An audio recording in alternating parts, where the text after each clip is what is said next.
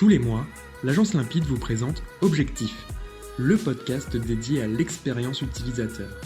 Chaque jour, notre équipe œuvre pour un développement web sans a priori. Nous créons des sites internet pensés pour les utilisateurs et nous efforçons de remettre en question les croyances de ceux qui les imaginent. Car dans le feu de l'action, on peut avoir tendance à confondre ses propres exigences avec celles des utilisateurs finaux. Limpide vous donne les clés pour piloter un projet en toute objectivité.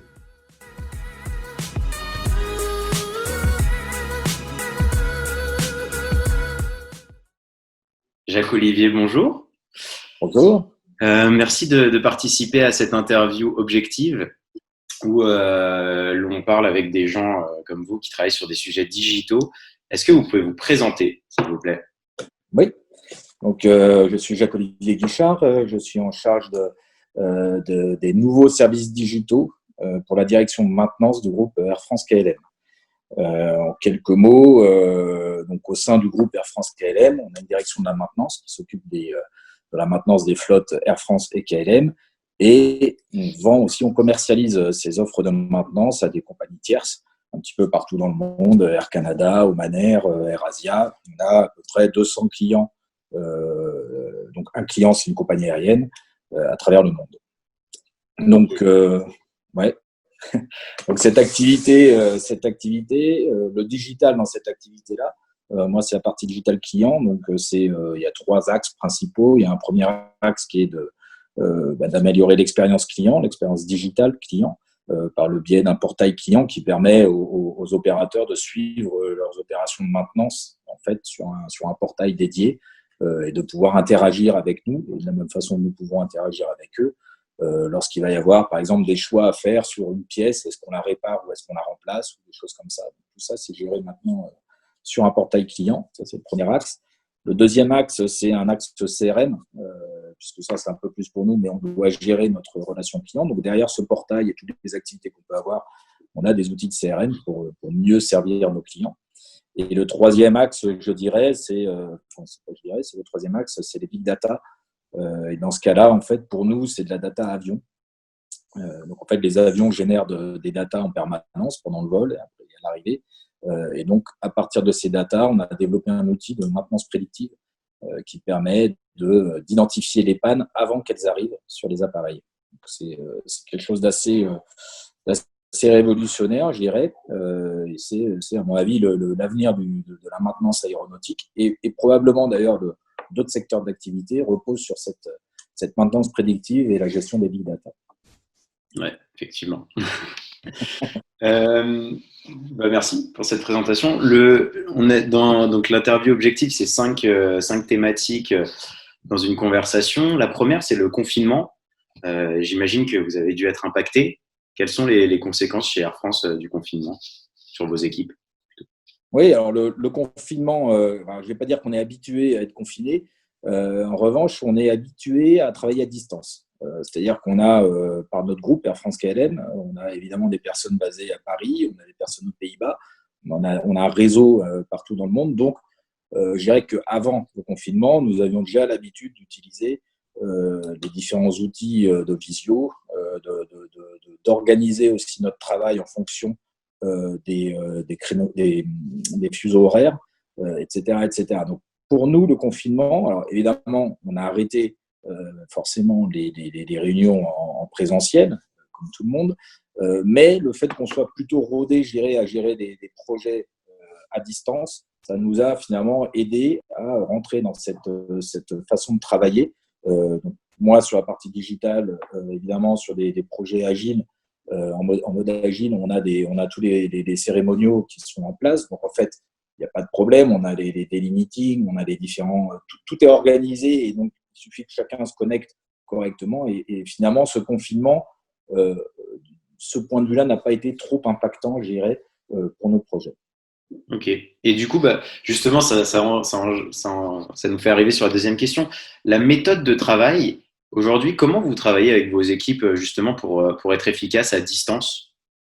Quelles sont vos méthodes? Vous parliez de la méthode agile. Sur tous vos projets, vous êtes en agile. Comment vous… Pas sur tous, mais sur une majorité maintenant, oui, on est passé en mode agile. Après, l'agilité, c'est efficace sur des nouveaux projets, sur des périodes de ramp-up. Ensuite, lorsqu'on est en mode produit et qu'on est plus sur de l'update de choses existantes, parfois c'est un peu moins précis. De la même façon, sur des très très gros projets, comme des projets de refonte SAP ou des choses comme ça, l'agilité, c'est un cadre général qui permet d'organiser correctement le fonctionnement. Mais après, c'est pas toujours de l'agilité pure, si je puis dire. Donc le mode agile permet effectivement de bien garder le contact de façon régulière et de pouvoir avancer, chacun ayant ses tâches à accomplir dans des périodes définies, etc. Donc le mode de fonctionnement en sprint oblige à rester dans le rythme, même si on ne se voit pas tous les jours physiquement. Donc ça, c'est un premier point. Et ensuite, les différents outils qu'on utilisait déjà avant nous ont permis de garder le lien. Donc quand je dis ça, je parle de Teams, je parle de Slack, donc les visios avec BlueJeans. Et puis aussi, très important, la gestion des documents partagés. Donc là aussi, c'est la suite Microsoft qui nous permet de faire ça. Mais c'est aussi très important de pouvoir avoir nos endroits de stockage de documents et la possibilité que chacun fasse ses mises à jour de façon indépendante.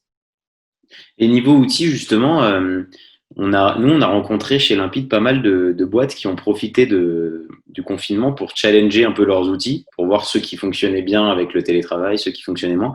Vous avez pas forcément été confronté avec ce genre de choix, puisque c'était déjà assez opérationnel, finalement. Oui, je pense que c'est ça. Je pense qu'on avait effectivement, nous, ça fait quand même, je dirais que particulièrement dans la direction de la maintenance, mais ça fait quand même maintenant plusieurs années qu'on travaille comme ça.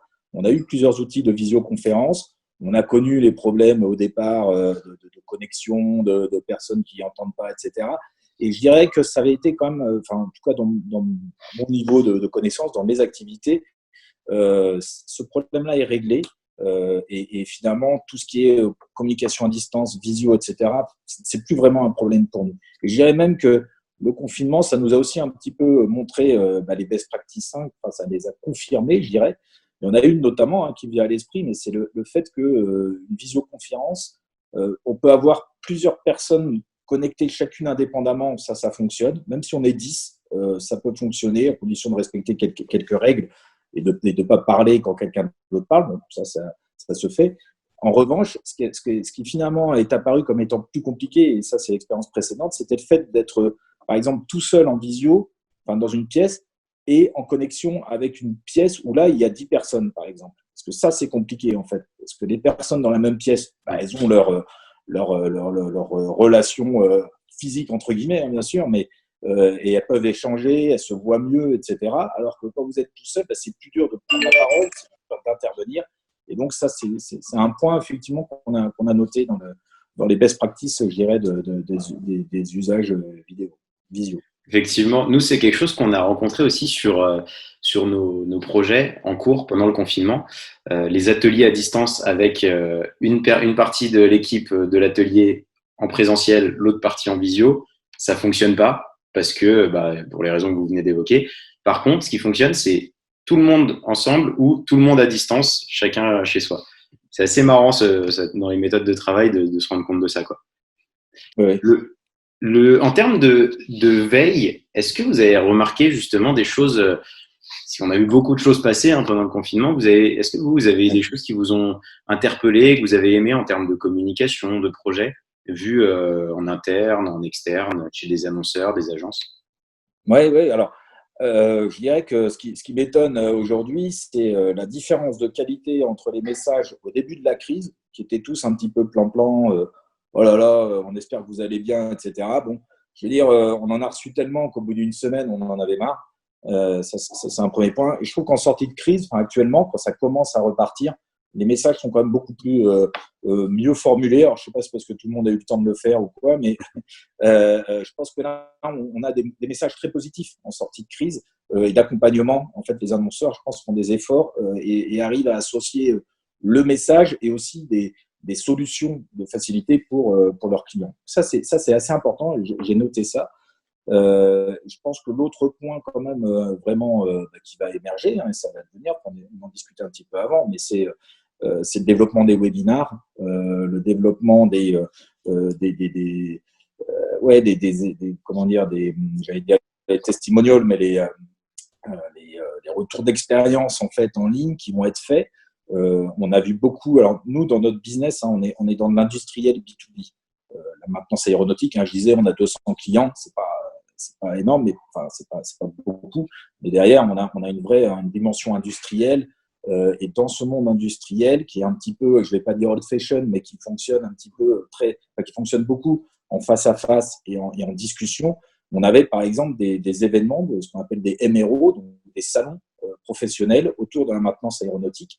Ce sont des gros salons, il y en a un par continent, un majeur par continent une fois par an, plus des choses un peu plus thématiques avec des conférences, etc., etc. Donc beaucoup de choses où on était en présentiel. Et là, une partie a été remplacée par des webinars, par des conférences faites en ligne sur des formats plus courts. Donc finalement, on est obligé d'être un peu plus précis et aller directement sur le sujet. Et je pense qu'en qualité peut-être pas d'échange pour l'instant, mais ça va venir, mais en tout cas d'échange d'informations, d'informations qu'on peut pousser vers nos prospects, par exemple, c'est assez notoire. Donc, le basculement de la partie salon présentiel, etc., vers du numérique et du webinar, ça va être un élément assez majeur. D'ailleurs, je vois bien, moi je fais des conférences moi-même en tant que speaker dans ces salons. Lorsque c'est un salon aux États-Unis ou en Asie, ça va me prendre 3-4 jours pour aller là-bas pour faire une intervention qui finalement prendra une demi-heure, 1 heure, importante parce qu'il faut la faire. Alors, évidemment, il y a des contacts à côté, on en profite pour voir des clients, des prospects, etc. Mais ces 3 ou 4 jours de voyage, en fait, je vais les remplacer quelque part par une petite heure ou 2 heures de préparation, d'enregistrement de ça.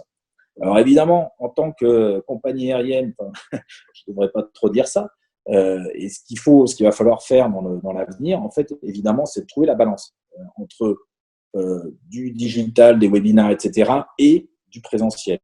Parce que une des expériences que moi je retire aussi de cette période, c'est que, OK, on peut travailler comme ça à distance avec nos collègues, on peut faire un tas de choses, mais pour la précision de l'échange, etc., on a quand même besoin d'avoir des moments où on se retrouve dans la même salle, où on peut discuter.